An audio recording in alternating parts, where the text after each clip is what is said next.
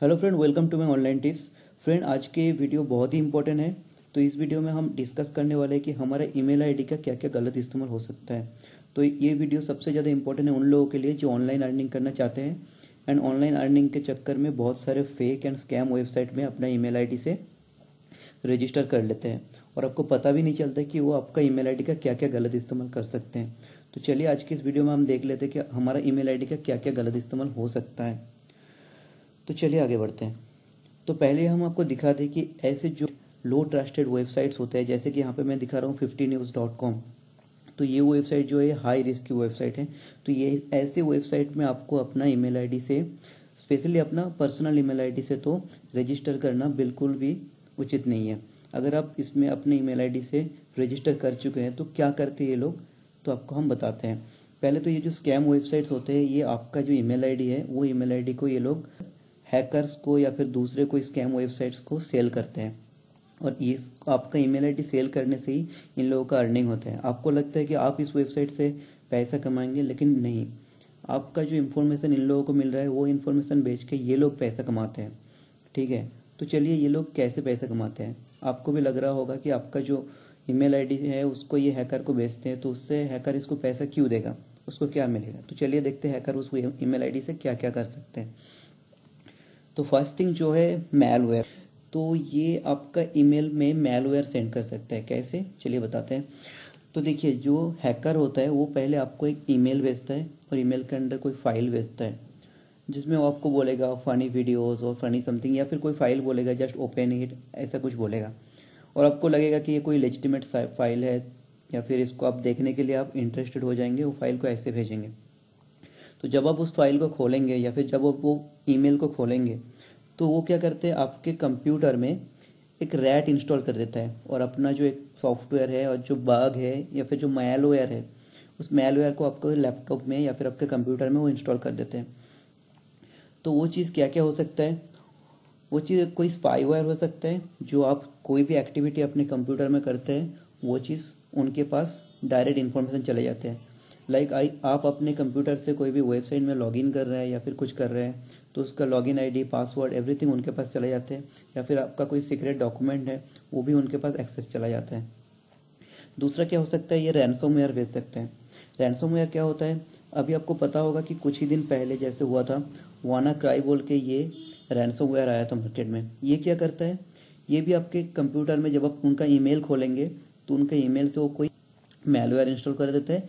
ये रैंसमवेयर क्या करते हैं, ये आपका जो कंप्यूटर का जितना भी फाइल्स है सबको ये कोरप्टेड कर देते हैं और इसके बाद ये लोग क्या करते हैं, उस फाइल को रिकवर करने के लिए आपसे पैसा मांगते हैं।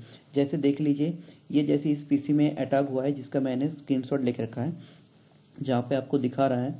तो ये लोगों ने इस पीसी का सारे फाइल को जो है उसको एनक्रिप्टेड कर दिया है एक दूसरे फाइल फॉर्मेट में, जिसको आप रीड नहीं कर सकते। तो उस फाइल को रिकवर करने के लिए यहाँ पे आप देख सकते हैं कि ये लोग $300 इसको मांग रहा है। ठीक है, और वो भी जो पेमेंट है उसको बिटकॉइन में करना पड़ेगा। ठीक है, तो आप देख सकते हैं कि ये पीसी को ऐसे हैक कर लिया। तो अगर आपका पीसी में इंपॉर्टेंट कोई फाइल है जिसको आप नहीं चाहते कि वो फाइल डिलीट हो जाए, और उसके बाद ये लोग आपको बोलता है कि ये फाइल को डिक्रिप्ट करने का या फिर रिकवर करने का जो टूल है वो सिर्फ इनके ही पास है।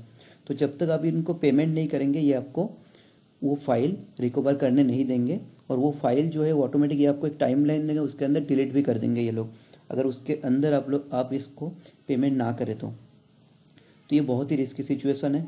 ठीक है, तो ये तो गया मैलवेयर डाउनलोड। तो दूसरा क्या होता है, फिशिंग अटैक। तो फिशिंग अटैक में क्या होता है, ये लोग कोई आपको एक ईमेल भेजेगा, जो ईमेल देख के आपको लगेगा कि ये बहुत ही लेजिटिमेट वेबसाइट है। जैसे कि आपको बोलेगा आपका ये अकाउंट ब्लॉक हो गया, आपका ये वेरिफिकेशन पेंडिंग है, या फिर इस टाइप का कुछ। जैसे चलिए एक एग्जांपल दिखाते हैं। तो फिशिंग अटैक में क्या करते हैं, जैसे ये हैकर है तो ये आपका जो ईमेल आईडी है उसको इनको मिल जाता है। कहाँ से, मैंने जैसे बोला है आपको, जो स्कैम्स वेबसाइट है वो लोग ये हैकर्स को अपना ईमेल आईडी आपका देता है, तो आपका सारी इन्फॉर्मेशन इनके पास जाता है। उसके बाद ये एक ईमेल बनाते हैं जिसको इस तरह से बनाते हैं कि आपको देख के लगेगा कि ये ईमेल एक्चुअल में कोई लेजिटिमेट ईमेल है। लाइक आपको लगेगा कि ये ईमेल आपका बैंक से आ रहा है या फिर आपका कोई वेरिफिकेशन, कोई आपका अकाउंट रिलेटेड ईमेल होगा। तो ये ईमेल ये आपको सेंड करेंगे, और ये जो ईमेल है ये पर्सनलाइज भेजते हैं, मतलब सबको अलग अलग टाइप का ईमेल भेजता है। तो जब ये सबको अलग अलग ईमेल भेजता है तो ये वो ईमेल जो है वो आपका स्पैम बॉक्स में भी नहीं जाता है, ठीक है। तो वो ईमेल जो है वो डायरेक्ट आपका इनबॉक्स में आता है, तो आपको लगता है कि वो रियल ईमेल है, ठीक है। तो उसके बाद आप उस ईमेल को देखते हैं, उस ईमेल में जो जो प्रोसेस है आप उस प्रोसेस को फॉलो करते हैं। आपके अकाउंट को बचाने के लिए या फिर कुछ करने के लिए आप उसको पैसा पेमेंट करते हैं। तो इस हिसाब से आपका जो अकाउंट है वो हैक हो जाता है, और अकाउंट हैक होने के बाद ये वहाँ से कुछ भी कर सकते हैं। चलिए एक एग्जांपल देखते हैं। लाइक यहाँ पे आप एक मेल देख सकते हैं, HDFC बैंक का ईमेल है, ठीक है। यहाँ पे क्या लिखा है, your online service has been suspended due to mismatch of access code to enable continue accessing your online account it will only take you few minutes, click here to reference below. तो ये आपको क्या बोल रहा है कि आपका जो HDFC का बैंक का अकाउंट है, ऑनलाइन बैंकिंग का अकाउंट सस्पेंड हो गया है, कुछ मोर इन्फॉर्मेशन चाहिए, इसके लिए आप लॉगिन करके एनेबल कर लीजिए आपका अकाउंट को। अकाउंट डिसेबल हो गया है, उसके बाद ये आपको क्या करेगा, ये आपको इस टाइप का एक पेज आएगा जहाँ पे आपको बोलेगा आपका जो ऑनलाइन बैंकिंग का जो ID एंड पासवर्ड होता है वो आपको डालने को बोलेगा। तो आपको ये पेज देख के भी लगेगा कि एकदम आपका बैंक का ही नेट बैंकिंग का पेज है, ऐसा ही लगेगा। लेकिन एक चीज़ आप देख लीजिए, यहाँ पे जो वेबसाइट है ये कहीं से भी HDFC का वेबसाइट नहीं है, जो कि डेफिनेटली कोई स्कैम वेबसाइट होगा। आप जब यहाँ पे अपना कस्टमर ID और पिन जब डालेंगे तो ये चीज़ उनके पास डायरेक्टली चले जाएगा। उसके बाद ये आपका नेट बैंकिंग में लॉगिन करके आपका अकाउंट से जितना चाहे पैसा अपने अकाउंट में ट्रांसफ़र कर सकते हैं, ठीक है। तो ऐसे होता है फिशिंग अटैक, ठीक है। ये फिशिंग अटैक सिर्फ आपका बैंक अकाउंट से नहीं, आपका सोशल अकाउंट से भी हो सकता है। कोई आपको मेल आएगा जहाँ पे आपको लिखेगा कि log in your Facebook account and watch this funny video, इस टाइप का। जब आप वहाँ पे लॉगिन करेंगे, क्लिक करेंगे लिंक पे, आपके पास कुछ ऐसा पेज आएगा। तो देख के आपको लग रहा होगा कि ये एक्चुअल में फेसबुक का ही लॉगिन पेज है, बट जब आप यहाँ पे देखेंगे तो यहाँ पर आप देख सकते हैं लोकल होस्ट 4145/फेसबुक लॉगिन। तो ये facebook.com का पेज नहीं है, लेकिन आपको देख के पता ही नहीं चलेगा कि ये facebook.com का पेज नहीं है। तो आप यहाँ पे अपना ईमेल ID पासवर्ड डाल देंगे तो आपका जो इन्फॉर्मेशन है उनके पास चला जाएगा। उसके बाद वो आप इजीली आपका फेसबुक के अकाउंट को हैक कर सकते हैं। तो जस्ट सिर्फ फेसबुक नहीं, और भी दूसरा भी आपका सोशल अकाउंट के साथ भी ये सेम चीज़ हो सकता है, ठीक है। तीसरा चीज़ है कैट फिशिंग स्कैम।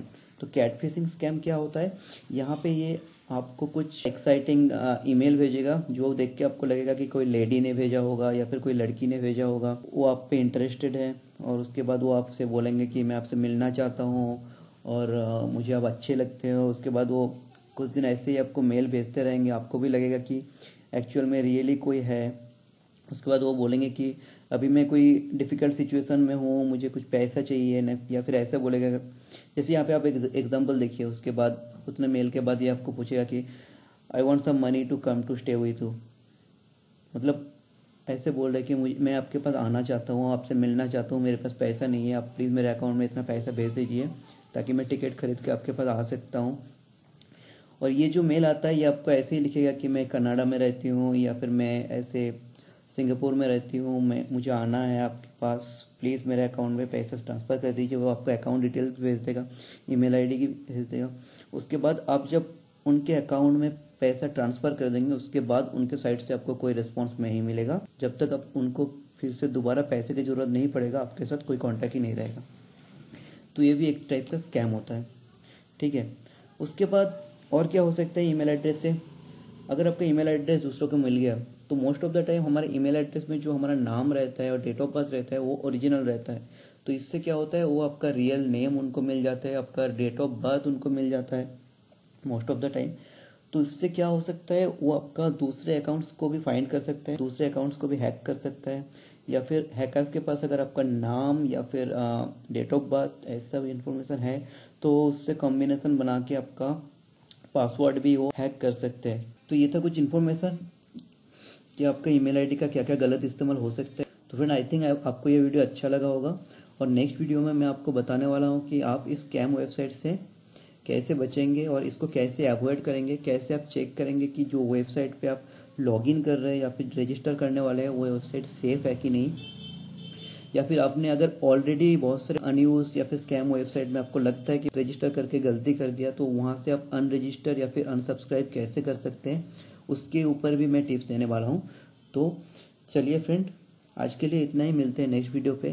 तब तक के लिए bye, take care and have a good day.